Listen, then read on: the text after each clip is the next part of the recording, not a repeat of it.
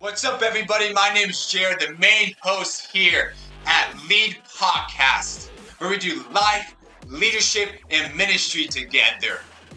Thank you so much for tuning in today, and I believe that God's about to do something crazy in your life, where you are watching and listening from. And so if God is for you, who can be against you, right? Without further ado, let's tune in and watch.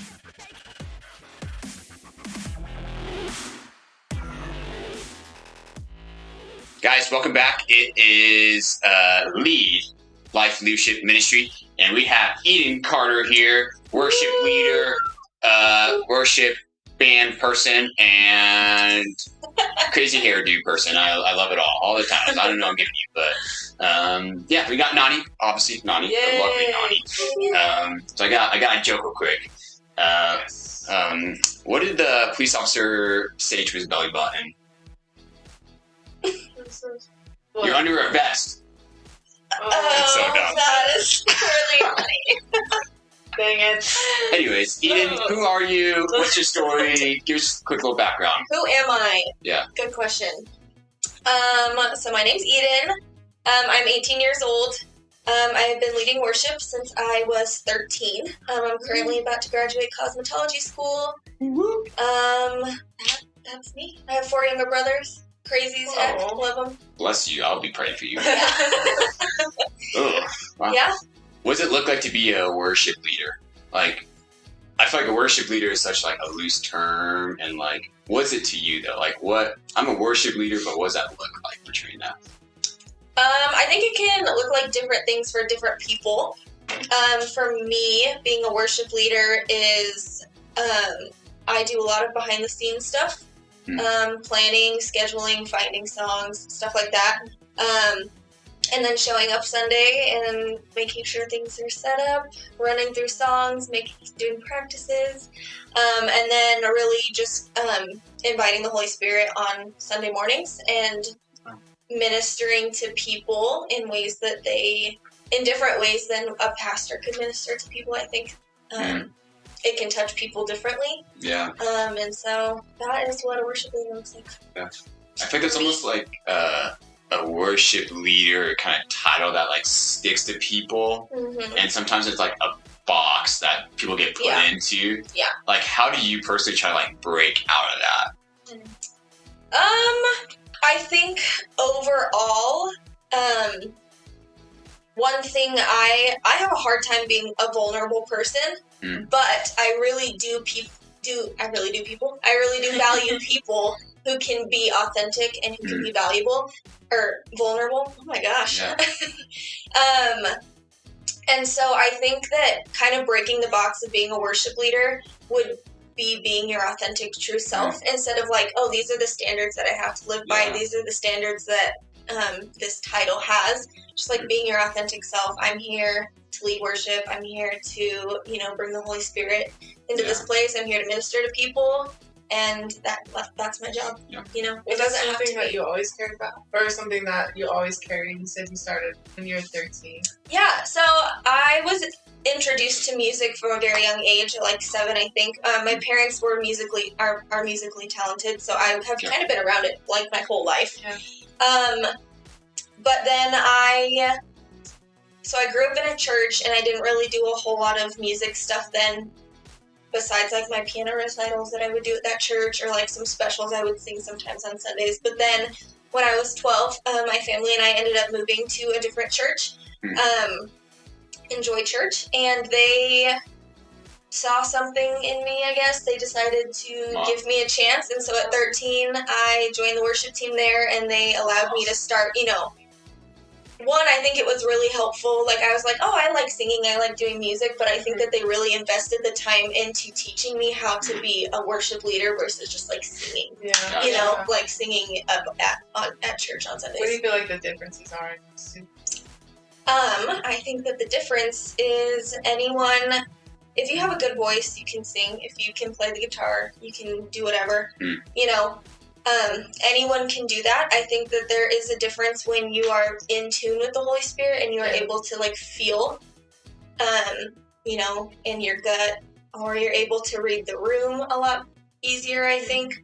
And I think it really does. It just comes with like your relationship with God, like how close your relationship with God is. And honestly, like you have to hold yourself accountable for why you're doing what you're doing. You know, like you have to be like, this is for Jesus.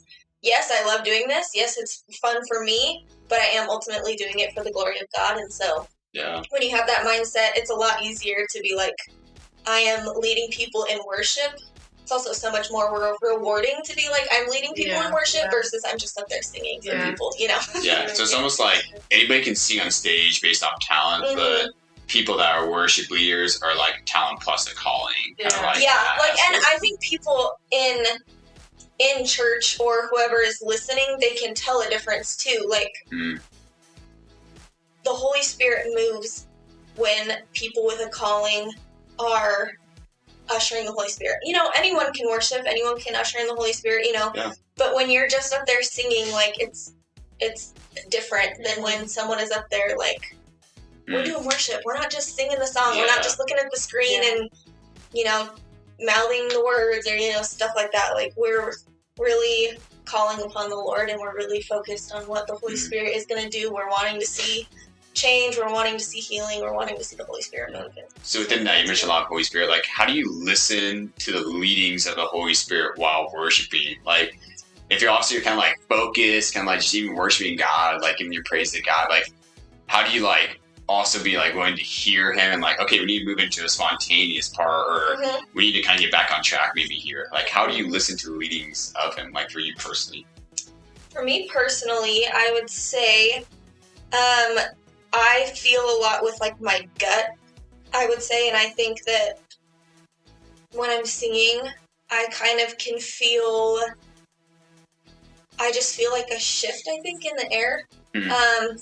I really do try to listen. I feel like when I'm really in the zone and in the moment, it doesn't take a whole lot of thought, like, oh, this is what the Holy Spirit's saying. It kind of just like flows through. Like, you know, I don't have to give it a lot of thought. You know, I feel like I really try my hardest to just be like, this is all for the glory of God, like, put everything else aside. And I think that when that happens, it's a lot easier for the Holy Spirit to just like work through you without you having to be like, what is the Holy Spirit saying? You know, what do we need to do next? What do we need to do this? And so I think that that's for me. I'm just like, Holy Spirit, you do what you need to do. I will say what you want me to say, speak through me, God, you know, move, do whatever. And I just go with Is that sometimes even just like kind of like mellowing down like during a song and just kind of like kind of just like letting it marinate. I kind of like using that term a lot, like letting like Holy Spirit just kind of like marinate like that, like dramatic time. Yeah, I really like that. I think that that's like one of my favorite parts of worship is when, you know, we've done a good song, but then we can just like be silent or be still. You know, just like, I like to just play the piano with my eyes closed and just like listen and sit and soak in it. Do a little spontaneous, like whatever comes. But yeah, I really do like bringing it down to the mellow and like even just like feeling like waiting it out. Like I try not to rush things. You know, a lot of people are like, okay, we need to do this, this, and this. Well, just chill. Just chill for a minute. You know, you don't know what God's gonna do, so just chill. It's almost like kind of like reacting too quickly can like lead to kind of like a negative response of like what can happen possibly. And like, if we would just like, if we respond by like thinking and just kind of waiting to like for the Lord to act, I feel like that happens like a lot where like He comes into like almost like kind of like sweep it up and just be like, okay, like this is in my hands instead. You know? I agree. I think it's really just about like giving space. Like, it's not about us. Like, it's about God. So you have to give Him space to move. Like, He can do whatever, but if it's all about us, then nothing's gonna happen. If somebody were like want to start becoming more of a worship leader, like how would you recommend kind of leading through that like spontaneity and stuff? Like, how would you encourage them to be like, okay, this kind of like lead on to this, or like lead into that, and you kind of will expect the Holy Spirit to show up? I think for me, a lot of like the being comfortable with the spontaneity and like being spontaneous and being able to listen came from just like having night jam, like going on night drives, jamming my car, turn up my worship music, you know, and I just like sing along and I pray and I am quiet or just like listening to what the words are saying. And I think that like I would encourage people who want to dive in more to the actual worship leading versus just like singing would be to do that. Like when you're cleaning your house, turn up your worship music and start singing what you feel like the Holy Spirit is like telling you to sing. Yeah. Or, you know, I just think to press into what the Lord is like trying to say to you. I think in like giving space to just like be quiet and to listen, and it is I think it's really beautiful when you start to do that like in a very intimate spot, like just you in your car, like, and being able to grow doing the spontaneous worship and being able to develop the ear for the Holy Spirit, and you're just like, oh, like that's crazy, like my hands are tingling, like all of a sudden you're like, wow, this is what it feels like to know God, you know what I'm saying? And it's, I think it's really cool. Was there a specific moment where you felt like, well, it was like marked where this was a moment I had with the Holy Spirit that kind of sparked these moments of spontaneous worship? I think one example, so at the old youth group I used to do, we would all get together and like jam sometimes. We called it our like Empire Band. And so we would get together and we would jam, and I think that one time we were kind of playing a song, and we had played this song so many times. This is another way to like practice being spontaneous. Know the song like the back of your hand, because like that's true. Then you don't have to think about it, and you can just like be in tune with the Holy Spirit. You know, you can put your focus on worshiping and not what the song is doing. You know what I'm saying? That's So I think we had played the song so many times, and we sat there one time and we were all just like, the Holy Spirit was in the room, and we were playing this song for like 8 minutes. Like it had been 8 minutes, and we were just like jamming, hardcore jamming. And I just started like praying, and I am not, I don't like to pray out loud. It's like a very hard thing for me to do. But I just started praying and singing, like just kind of like without any thought. Like I didn't really know what I was saying or like what I was praying about, but it just like happened. And I got really tingly, and it was just like one of those moments where you're like, oh my gosh, like this is the Holy Spirit. This is not my doing. Like this is God 100%, you know? And then afterwards you're just like, you want to go take a nap because you're just like, woo! Working out. Those are like the best. My best workouts come from church. Not worship. I'm not worshiping. I'm not sore after I get done worshiping. Didn't worship hard. Then you didn't worship hard. Like 4 hours later. And you're like, where did the time go? Like, it's already 10 o'clock at night, guys. We should go home. So you're kind of saying like how to know a song like the back of your hand. So like there's this fine line of like excellence and spontaneous. Like how do you balance that as a worship leader? Because I feel like man, that's hard. It's like strive for excellence, but strive for the spontaneous too. Yeah, I say it's, for me, I'm gonna get real honest. Okay. It is so hard as Christians, I think, to strive for excellence because of the weight of giving everyone grace. You know what I'm saying? Which, like, 100% give everyone grace. But I think when it comes to, like, stuff like worship, a lot of people get really nervous about being like, hey, this is the level of excellence that we need to be on the worship team, or this is the level of excellence that we need for you to be allowed to lead people. And I think because sometimes we get a little nervous because we're like, oh, but like, you just want to like do it for Jesus, you know what I'm saying? And we just want to let him do it. But I think excellence is a really good fundamental thing to have on a worship team. Because like I was saying, like I think the more excellence that you have, not perfect, we don't need perfection, like we're not perfect, obviously. Yeah, of course. But we are striving to be very excellent in all we do. And one of the things is like knowing the songs super well, like practicing during the week, having that excellence of like, I know how to play my instrument, I know how to sing, I can practice the song, I've learned this song, we know it really well, because then on Sunday morning, we're not, how do we play this?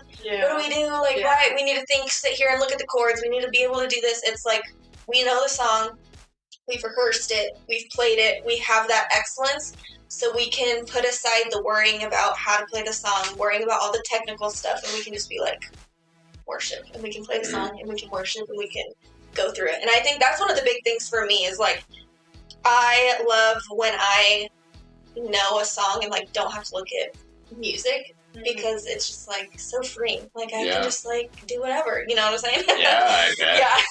So that's what I think it's very fundamental to strive for excellence on a worship team. Yeah, it's true. Even just, like, I mean, I'm not much of a singer, but, like, when I do sing, like, my prep time, like, it's just, like, even, like, singing a song, I love just kind of, like, I know the song so well, like, I can just, like, even, like, get spontaneous off of that. Like, Yeah. Like, good father, like, come on, like that. And I can just, like, sing right off Got that. spontaneous. No, I know that. But it's just, like, those, it's, like, I kind of just like that kind of aspect. Yeah. So, And I think it's really hard to have the spontaneity and to have the freedom to listen to the Holy Spirit if you don't have the excellence. Yeah. You know, it just is it becomes a distraction, Yeah. and it gets in the way of, like, what God can do, I think.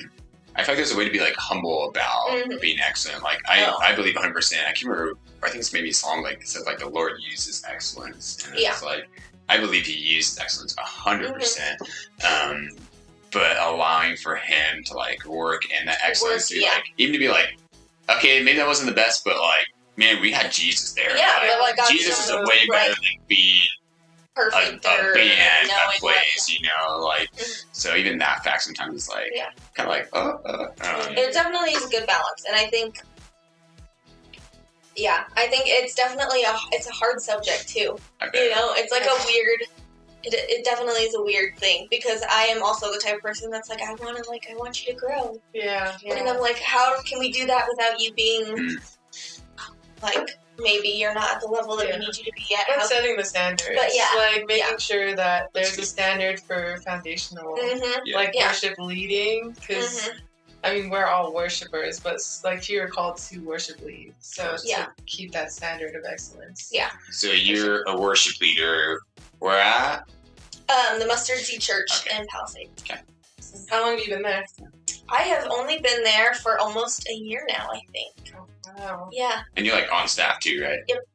Which is crazy. Yeah. Like, think about, man, you're 18, you're on staff at church, like, that's nuts, but... It's crazy, but I think it's, like, the best thing in the entire world, you know? Was that, like, your ideal role? If you were, like, oh, man, I hope Jesus calls me into, like, being an on-staff worship leader. Like, would that be, like, would you say, like, when you were kind of, like, younger, like, when you were, like, 13, 14, 15? Yeah, I think definitely when I started doing that, I was like, oh, this would be sick to, like, be a worship pastor and, like, work towards that and, you know, stuff like that. And so I do right now, like, I think it's really a blessing that they have allowed me to come on staff and, you know, be the worship leader there. And I think it makes me, like, pumped up for what the future holds. Like, dang. That's something, like, I wanted to ask you, like, you being so young, like, almost seems like, man, like, you almost had your ideal role already given to you, but it's like, obviously there's so much more, and, like, do you feel like the Lord's downloaded to you, like, what more that you could possibly, like, be stepping into? Yeah. So I think I've always thought about that too. I'm like, well, I'm, like, 18, and my dream job is already, like, here. Like, what do I do about that, you know? But I think that the Lord, like, definitely shows me the next steps, or, like, gives me hints of, like, oh, like, this could go here, or this could go here, you know? Big stage in front of thousands of people. Yes. We're gonna fill up Stoker Stadium. We're gonna have a come on, in the valley. You know what I'm saying? But I think a lot of the things is, like, for me, I want to lead into a more pastoral role with the worship, versus just, like, being a worship leader. I do want to be a worship pastor someday, and I do want that to be, like, something that I work towards. And I think that Jesus is definitely showing me how to work to that, you know, that point or that title or standard or whatever, you know. Yeah. So, and I think that there's always room to grow in ministry. Like, I think that it's never just like, oh, you're a pastor now? Like, great. That's your role. Like, you know, I think that there's always room to, like, grow into. Of course. Find new ways to minister to people. And I think that that's, like, for me, I want to find ways that, like, people get moved that are, like, different. You know what I'm saying? You know, where people are like, oh, like, I've been to church my whole life, whatever. Wow. But then, you know, they're like, oh, that, like, hit me in a different way. Yeah. Like, I haven't felt that before, you know, something like that. Or, man, the Holy Spirit really touched me during that. You know, just, like, finding different ways and, yeah. Yeah. So, like, for somebody that's maybe, like, a young, kind of upcoming worship leader, maybe they're just volunteering, like, how would you encourage them to be, like, once you get that, like, don't stop? Like, because obviously there's always more. Like, the Lord always brings more. Yeah. Like, even for you, it's like, your calling is just starting. Yeah. Like, it's so crazy. And, like, how would you encourage somebody, like, just keep pressing on? Like, just take hold of what Christ has given you. Mm-hmm. I'd say that my encouragement would be to, I think, to own your calling, and I think that people, like, are sometimes scared to do that, but, like, if you have a calling, man, like, use that. Like, God gave that to you for a reason, you know? Like, don't change. Don't, you know, it doesn't matter how old you are. Like, if the Holy Spirit gave you a gift, or the Holy Spirit flows through you, or, you know, Jesus has called you to do something, do it. Yeah. And I always think of the verse, don't look down upon them because of, you know, their youth. And I always think that that's a very, like, big thing. And I think it's because I've experienced that. You know, I'm like, I was a young worship leader, and I was leading people in the church at a very young age. And so sometimes it was weird because people were like, but you're, like, a baby. And I'm like, I know, but, like... trying to disqualify you. Age. And I just, like, I really would encourage people, like, there are going to be some people who are like, I don't know about you because you're young. And I just, like, the Holy Spirit... I think of it, someone once said to me, there is no JV Holy Spirit, and I, like, immediately, like, when someone said that, I had, like, this whole, like, sermon planned in my head. I was all, yeah, there's no JV Holy Spirit, you know? Like, you don't, it's not you guys are on the C team, you know, because the Holy Spirit. You get the kid table portion. You get the kid table portion. No, it's all in, it's varsity, like, it's the real deal. When you have a calling, you have a calling, and it doesn't matter how old you are. Are there people that, like, have inspired you in your journey, like worship leaders specifically, or people in your life? I think I have, like, people, like, famous worship leaders that I look up to that I have, like, strived to be like, and one of them is Stephanie Gretzinger, and then Amanda Cook. I was getting my favorite. Stephanie yeah. Good, I'm glad. No, I love her. Yeah.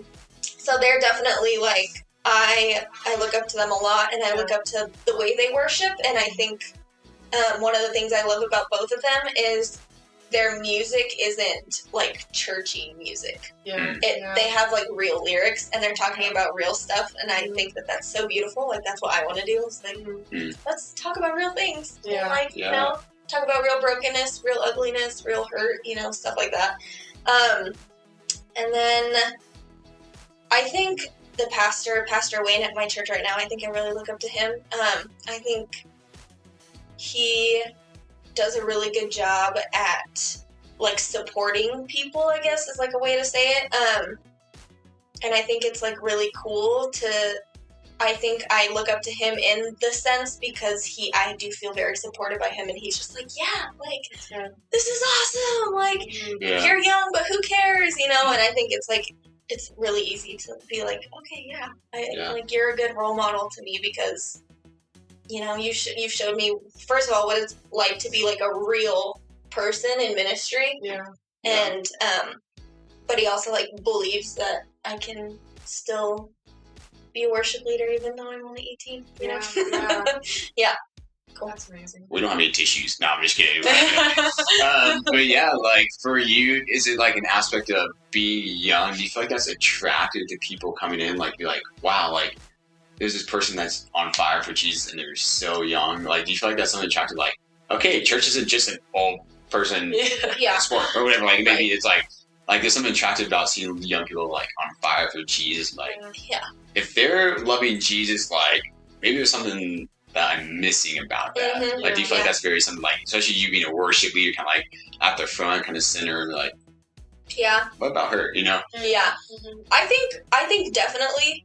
I think it is very rare to see young people like in my age group, young high schoolers or people in college who are like truly on fire for Jesus. Like you see them at church, yeah, cool. But I think when it is people who are really on fire for Jesus, it kind of like you're like, wow, what?